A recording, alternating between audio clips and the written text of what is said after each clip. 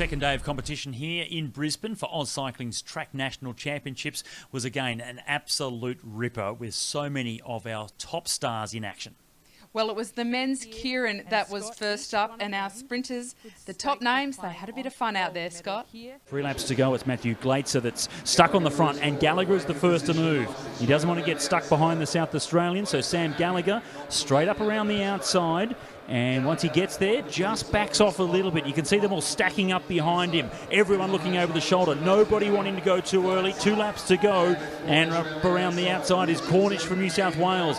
Glaetzer still in a great position though. Second wheel for him. Hoffman trying to come up around the outside of Gallagher in third position. But it's Cornish that will lead into the bell. Here comes Matthew Glaetzer, the sprint champion from last night. Former world champion in the sprint discipline. He's got a quarter of a lap to hold on. Glaetzer at the bottom of the track, super fast around the final bend, and Matthew Glaetzer goes back-to-back the first 2 days of competition with 2 gold medals, adds the Keirin gold to his sprint gold from last night. What a performance from the South Australian team. Lee Hoffman, his teammate, coming in second. Talk about celebrations, Scott. He doesn't have the energy for a two-hand salute because we've seen him do it. We know he can do it. But this was a tremendous effort. Tom Cornish timed it perfectly. He did everything he could with his toolkit to take away this win, but Glaetzer too good, and in doing so, he dragged Hoffman all the way around. An interesting battle behind Cornish for that bronze medal, but ultimately the speed that Glaetzer and Hoffman had, Cornish almost got dragged to the line for the bronze medal. What a sensational Keirin. It's always refreshing to see the big man of Australian sprinting, Matthew Glaetzer, coming back to top form and in a Commonwealth Games year. He is on fire this week. Next up, we saw the men in action in the team's pursuit. And Scott, there were some absolutely blistering times out on track, almost records falling. They know that they have a big advantage over the Queensland team.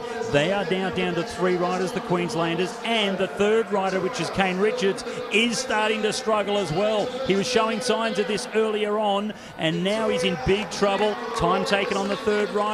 Queensland, it's a disaster for them. They are definitely going to struggle from here on in, and a big advantage. Victoria from here, we know now know, as that we go with 4 laps to go, they are going to hold on. They're going to go through to pick up the gold medal. It's all about what time they can produce now. And they're about to get to the back. This is a dangerous situation. The Victorians want to go for a fast time, but the speed difference between the two is such that it doesn't matter. They have called the race off because they've caught their opponent. It is a pursuit.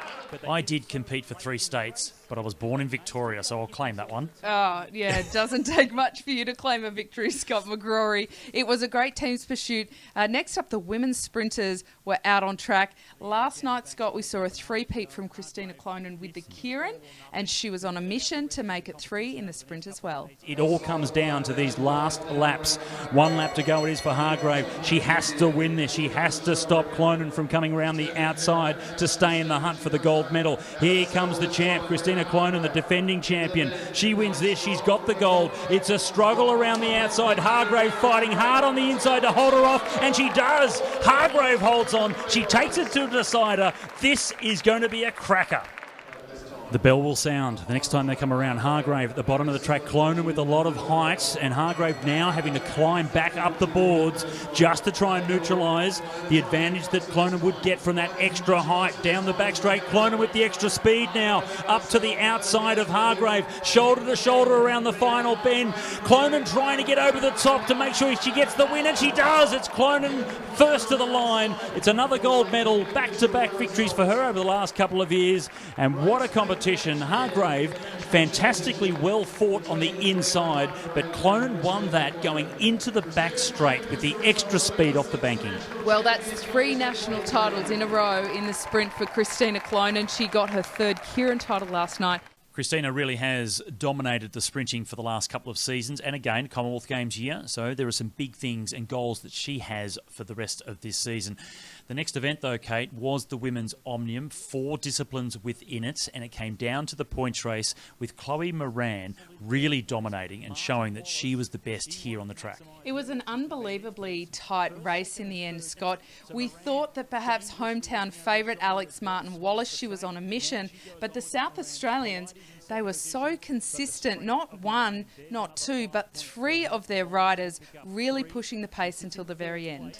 The defending champion, Sophie Edwards, silver medal for her behind Chloe, and then in the bronze medal, Nicola McDonald. They set it up for a clean sweep of the podium. Great performance from South Australia. Well, my heart broke for Alex Martin-Wallace on her home track, just pushed off the podium at the end. The same with Alyssa Pilates.